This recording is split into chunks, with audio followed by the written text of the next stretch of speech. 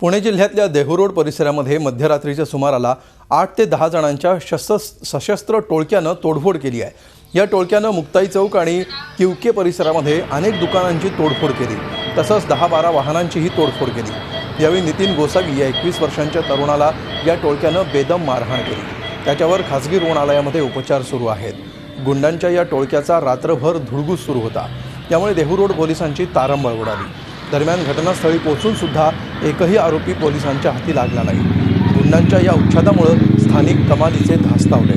सध्या देहू परिसरामध्ये गटातटांच्या भांडणामुळे गुंडांच्या टोळ्या निर्माण झाल्या।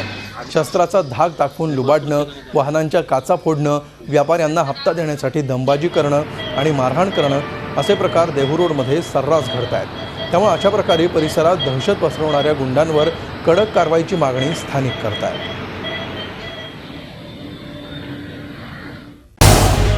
झी 24 तास रहा एक पाऊल पुढे।